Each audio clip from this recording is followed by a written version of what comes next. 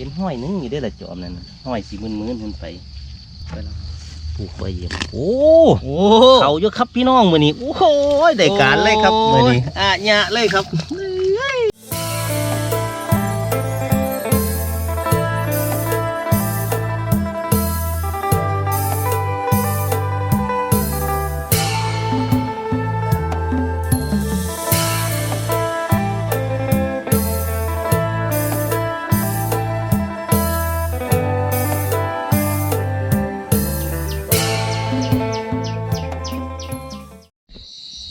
สวัสดีครับผมพ่อน้อยซ้อยเดิมครับ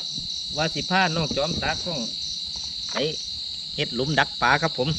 มือนี้เอาขี้ตมมาจากกุดกวางครับกุดกวางไปแล้วครับผมพายีโตกน้อยพร้อมได้ครับ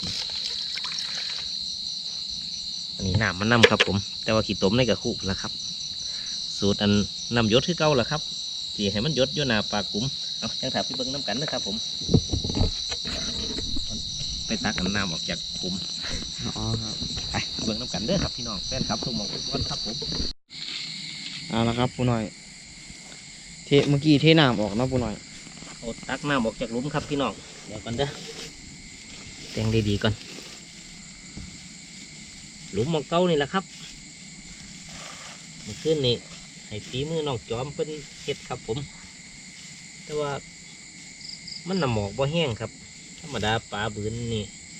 แต่มันมีน้ำหมอกแห้งๆกันหน่อยครับมันยังบืนดีอ๋อครับแต่เก่าเขาไปเอาอันขี้ตุ่มนะปูหน่อยเขาเอาอยู่กลางหนองหมดปูหน่อยปกติก็จังสันละแต่เขาปูไปเอากันปูแล้วลงไปก้นกระทะหนองคนละไปยกเอาคนละนี่ก็อันนี้เอาข้างๆนะปูหน่อยขี่ก็ลงไปเลิกกับพี่น้องโอ้แบบง่ายๆก็เลยขวดเอาลอกขอบหนองเจ้ามันติดจังไดดอกครับผมลองเบิ่งแต่พอแต่แม่เพิ่นผ้าเฮ็ดเพิ่นกับพุ่นแล้วผ้าลงไปเอาอยู่ก้นหนองคนละเอียงกระทะมันคนละครับโอ้ยสิลมไปมันได้กินแล้วครับผมปูหน่อยคือว่านไก่นะครับมันสิน้ำกินมากเด้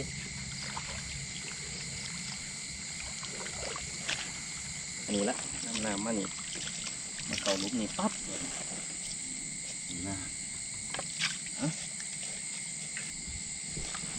โอ้มีการแต่งแล้วครับ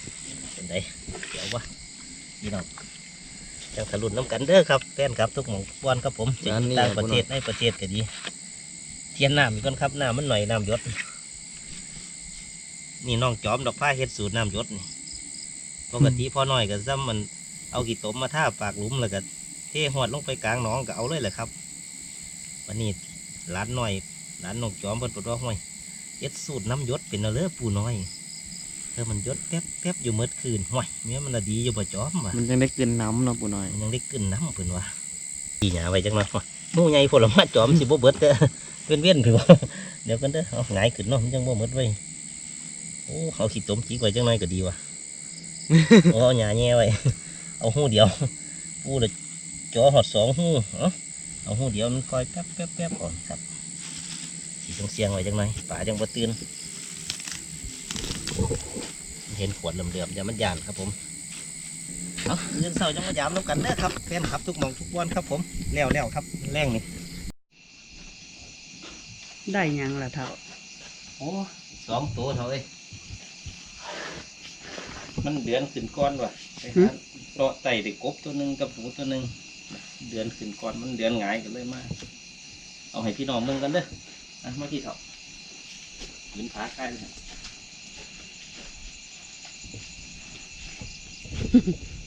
ตัวหนูตายเลยละคือเจ้าเฮ็ดจังใดเอาล่ะเท่าหนูยิ่งตัวเนาะเนี่ยกบสิออกเลยไม่จะว่าได้กบเด้อหนูโชว์พี่น้องมึงกันนะผลงานไปขึ้นนี้พอดีไปเห็ดหลุมปลากับน้องจอมมันขึ้นได้ปะออกไปไต่หนูจะเข้าครับใส่ปืนผายิงครับหนูตัวง่ายเลยเดี๋ยวกบให้พี่น้องเบิ่งนะกบกับหนูยัดเข้ากันแล้วเปียกใช่ไหมครับผมใส่ไว้ในถุงกดของกล่องอยู่ลูกชายหลาเพิ่นมาสิได้กินกวนหนูแล้วเนาะว่าอยากขวนหนูออกไปได้กบพร้อมพี่น้อง เอาเขาสักคนนะเถาอันนั้นมันมันสั่นกระทุดออกโลด นี่ใส่บุกแก้วมันพี่น้องเอ้ย กำลัดไว้เลยนะ ครบนะพี่น้องนี่ครับผลงานขึ้นนี่ครับผม โอ้ย เมื่อพอหน่อยซอยเดิมครับผม เรือหมอแบดเด้อ โอ้โห เอาสันทันนี้ก่อน นี่แหละครับผม นี่อวยมาให้เก่า เดี๋ยวสิไปเฮ็ดขั้วหนูไว้กันเด้อครับ มันสินี่มันสิเน่า ก้วนหนูไว้แล้วมาเอื้อนกับยำหลุมบ่เท่า อื่นสิไปยามหลุมตะเสาตัวพี่น้องเอาปืนผาเขาไว้นะไม่เดิน ปูหน่อยโอ้ยมันหอยเวลายำขุมปลาแล้วมาปูหน่อย หน่อยช่วยเราบ่ร้าน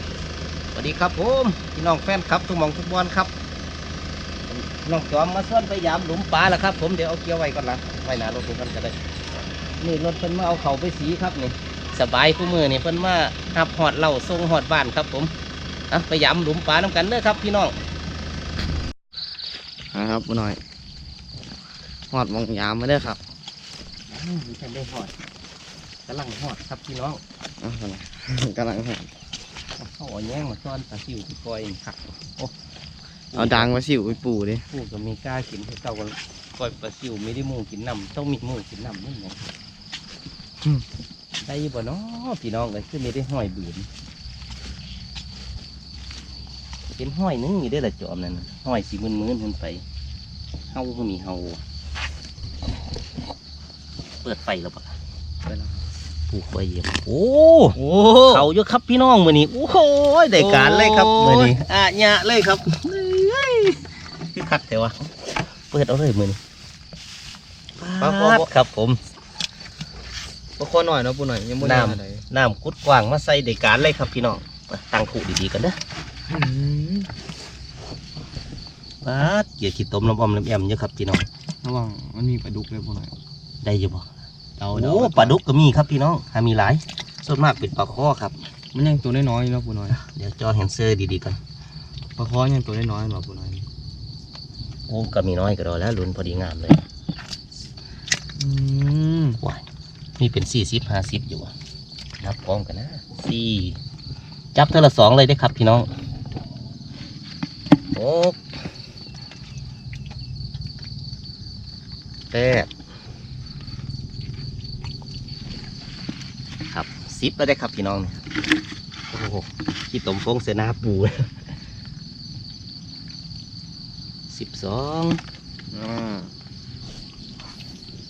14ขี้ตมฟงเสือโอ้รุ่นนี้ใครอยู่นี่16 เฮ้ย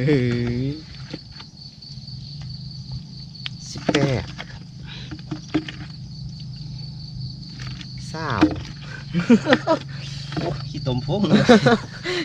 ปูน้อยว่าไหวก็กี่ตัววงครับ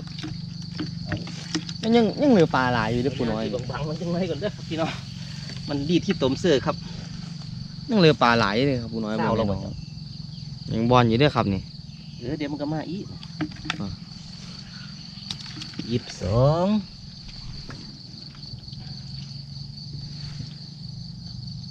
24 ปลาดุกจับกี่หลังเด้อครับ จับขอบ2นี่ได้ป่ะปูน้อย 26ครับ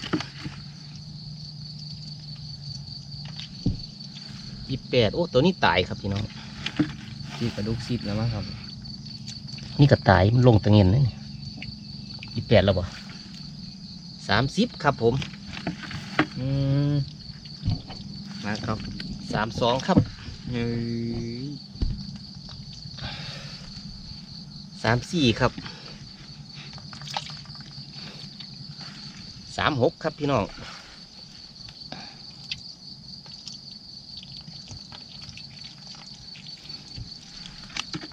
38ครับผม โอ้ไม่ว่ามันเราหอด50บ่ปูน้อย มัน นี่ ตัวตายก่อนอันนี้ยังไม่ได้ตายเท่าเลยล่ะ ฮะ เท่าเลยล่ะ 38 บ่ กูก็ลืมเลย40ครับผมโอ้ยมึงจีหอด50ดีบ่น ทั้ง36นี่นะ 42ครับพี่น้อง เคยแบบเดียวลืมตัวเลขครับ 44ครับผม46 หอด50บ่ล่ะปูน้อย ว้ายมีหอดอยู่บ่48ครับ เอาหอดเสครับ โอ้ยท่านก็ยังเหลือหลายอยู่ด้วยเนี่ยครับ 50ครับโอ้ปลาดุกอันนี้ปลาดุกต้องจับจนเหลือตัวแล้วครับอันนี้เอาประคอก่อนโอ้52ครับมัน มันทอดหลูอยู่ปูน้อยสำเนียง โอ้ย3 โลแล้วครับ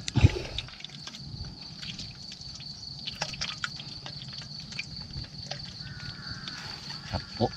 54ครับ โอ้นี่ปลาดุกบ่ปูน้อยนะ ติดกล้องปะ ติดครับ 54แล้วเลยดุกครับพี่น้องดุกบาทนี่ปลาดุกบ่หลายดอกครับ น้ำมันยังเหลือปูน้อย ยับไปจังไรกันนะครับปูขยับเทิบใหม่ก่อนปวดหัวเข่าแล้ว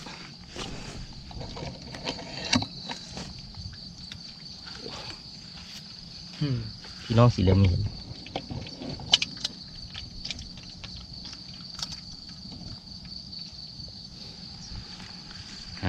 55ครับพี่น้อง ปลาขิง ปลาดุกโอ้ย ดีปลาขิง โอ้ติ ว่าปูยกปลาดุกขึ้นยังว่าปลาเข็งอยู่สันเนาะ55เราประจอม 55นะครับ 56ครับพี่น้อง หอด60เด้อมีหอดออกปูน้อย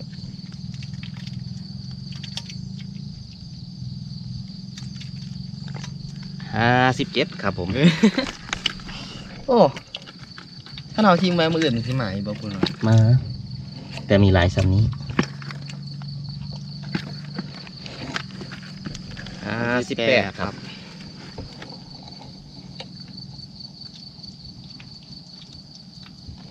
หอด60โตเด้อ 59ครับพี่น้อง เอ้ยเปิดปลาขิงปูน้อยนับเลย 60ปลาเข็งครับ61ปลาเข็งครับผม มาดูก็เน็บปูน้อยระวังเด้อขั้นเท้าเอามือจับธรรมดาไม่ได้เอาปูน้อยเอาห้องขึ้นมา 62ครับผม มันที่ได้เอาปูน้อย ปุ๊บ เอาปูน้อย 63เบิดครับบาดนี้ ปูน้อยถ้าเอามือจับปลาดุกก็ห่อตักมือขึ้นนะทิมได้ ห้อยได้เบิดแต่เขาก็ต้องระวัง 62เนาะปูน้อย อย่างพี่น้องเบิ่งโอ้3 โลกว่าแล้วครับ 3 โลกว่าครับ นักมันตึง ห้าไปล้างอยู่บ้านเฮ้อพี่น้องเบิ่งเนาะ นี่ตัวนึงนี่64ครับผมนี่64ครับนี่กับป่าด้วยครับนี่ตายเขาล้อ นี่นึกว่า62ครับเวทระวังปูน้อยมาเนี่ย เบิดเลยบาดนี้เอาพกไปนี่ ได้ปลา64ตัวนะครับน้ำยังเหลือแต่ปูน้อยแต่มันมีไหลจักเพิ่นมาเลยน้ำได้โคตรนั่นนะ เมื่อแดงเขายังมาเป่งมันถ้ามันค้างอยู่นั่นแหละขี้ตมมันมากองดิ ถ้าไปล้างเฮ้อพี่น้องเบิ่งเนาะปูน้อยครับ ไปเมื่อเฮือนพอละครับบาดนี้ล้างขี้ตมออกก่อน ได้ปลา64ตัวบ่ปูน้อย เสานี่มันครับพี่น้องพูดอ่ะเกือบครึ่งคู่ครับ มัน อ๋อระวังมันดีดออกเดี๋ยวปูน้อย มีออดเนาะ เอาครับถ้าไปเบิ่งกันอยู่เหินเด้อครับ ครับมาไก่สีหอดเงี้ยแหละครับพี่น้องแย่งมันน้องจอม เริ่มเกิดแล้วเด้อนี่ครับ พี่น้อง นี่ เบิ่งได้ไหมฝนน่ะกำลังพ่อเสียหญ้าแล้วนี่ เสียหยาซอยนั่นล่ะ จังหน่อยก็จ้างปูเสียหญ้าเด้อปูยังได้เงินนำจ้าได้เงินนำตัดกล้อง ได้ปลาอัน มาเสียหยาซอยได้ไหม ปลาหลายเติบอยู่นี่ปลา โอ้สวัสดีค่ะข่าวอีหยังเขาหมองขอหลอกจังสิ นี่แหล้วปลาเขาหลุม บุ้ย หลุม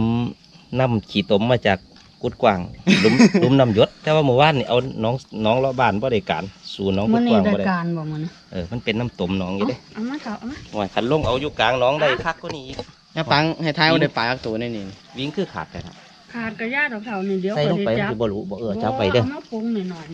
ได้จ้า เนี่ยปังให้ท้ายว่าปลาจักตัวนี่ ๆจากแล้วยากับบ่หูแล้วลูก ให้เดาให้เดาเนี่ย ฮะ ห่วยโอ้ปูว่าเลยเฮ้ยจ้าปางเดาเพิ่นปัด 64 ก่อนแล้ว หวยมันออกหมู่บ้านนี่ตัวนี้ อืม 64อันมันจะยามหมู่บ้านนี่ก็ได้ แม่นบ่ 564 โอ้ยก็ ก บ่ ระ ได้ ยาดอกบ่ถูกหวยก็ถือกันนี่ นับไปพี่น้องเบิ่งยังคักเด้ทีแรกว่ามันได้ นับเก็บบ่ 63บัดนั้นมีตัวน้อยหนึงล่าสุด บ่ ห่วย64บ่ตัวนี้ก็ มันออก โอ้แนวเมื่อวานพอหน่อยบ่ได้ซื้อเลขซื้อหวยก็เลยบ่ฮู้จักว่ามันออกตัวใดครับผมบ่ค่อยสนใจปานใดครับนานๆที่ก็จังซื้อ ก็ดีตาก น้ำน้อยนี่แหละครับ ก็ดีตากอันนี้ใส่ปลาอย่างเดียวมันจังหวะ จังไดก็เฮ็ดแบ่งพี่น้องกินน้ำแล้วก็แล้วนั่นก็สิตากแห้งก็ได้ ตากแห้งตัวใดมันซื้น แม่ กัน นครับอยากต้มปลามาได้อครับบัดนี้ ก็ดีตรงกั วัน ดปลาแห้งปลาต้มนี่ครับ3 โลได้เยอะดอกครับนี่ คือหมานแถวลาวมื้อนี้ฮะ มันเป็นน้ำใหม่เนาะ บ่ ร้อนแล้วก็เฒ่า ยังพุ่นน่ะอันเดีเอาปลาคือตัวหมองเถอะเนาะตัวอ้วน ปลา เถ ดุ อะ ก ป บ่ ลา ได้เดี๋ยว เนาะ มีปลาดุกน้ ถ้าเก็บปลาดุกออกแล้วก่อนเถอะ ำพริกจังหน่อยขีดต้มจังสิออก คิดจังได๋ โอ้ยันยิงขาด ถ้าวิ่งก็มึงในห้างก็ห้างเท่านั้นแน่ออกแล้วปลาดุกตัวเห็น ได้ละโอ้โหเวลาของวิ่งบอกพี่น้อง จับจังซี่บ่จัง นี่จับปลาดุกต้องจับตั้งหัวหามลุย แน่อันนี้ก็ออกแล้วป้องหากมองได้ นี่ครับนี่เนาะ อีปูไปเอาอันกะละมังมาอีปู สุดยอดเลยครับ ไปเอากะละมังมาเจออันนั้นมันออกอีกแล้วตัวหนึง เมื่อกี้ต้องปิดกล้องเพราะว่าน้ำถือกล้องนะครับ ปลาฝงใส่บ่ลูก ตัวสำนีก็กินเบ็ดได้เลยจะปัง ได้พอดีกินเวทอู้ปลาไหมหมานบ่จอมมื้อนี้บ่ ครับ เมื่อวานได้จักโตก็ แต่แม่นเข้าไปยามหมู่บ้านใดจังสี่เข้ากับจัดเลยแล้วเนาะ6 อืมอ่านของเด้อคนนี้หน่อยเจ้า ลอตเตอรี่จักใบหนึงสิบ่มีแห้ง แม่นหมดปีหมดศาสตร์เกิดมาก็ว่ามันซื้อลอตเตอรี่2เที่ยหนึงบ่เพิ่น แม่นอยู่ครับ นุ่งก็มีตัวตายผสมน้ำเนาะปูห แต่ น่อย เกิดมาสี่2 เทื่อ2 ใบเทื่อละใบเอาขี้เหงื่อกันครับ หมานมากพี่น้องเอาเก็บตัวตายออกไปหน่อยเถอะ ครับสุดยอดเลย เอาครับ ครับคลิปนี้ก็ฝากพี่น้องแฟนครับ ทุกหม่องทุกวันกดไลค์กดแชร์กดติดตามด้วยเด้อครับ กิน ผ กาม แฟ พอหน่อย ผิด ซอยเดิมกับน้องจอมตากล้องครับเฮ็ดอันหลุมฝาน้ำหยศแต่ว่าเอาน้ำมาจากกุดกว้างหมู่บ้านนี่จังได้ผลครับเมื่อก่อนน่ะเอาอยู่เลาะบ้านบ่ได้การครับผมมันหนองหน่อย มันบ่คือหนองอัน หนาแล้ว น้ำมุมปีมุมสาดครับผม มองออกหลอก ขึ้นดีครับผมเขาท่าอยู่กดไลค์กดแชร์กดติดตามในเด้อครับทั้งต่างประเทศในประเทศก็ดีครับผมพอหน่อยซอยเดิมขอบคุณครับ ขอบคุณค่ะ ขอบคุณครับ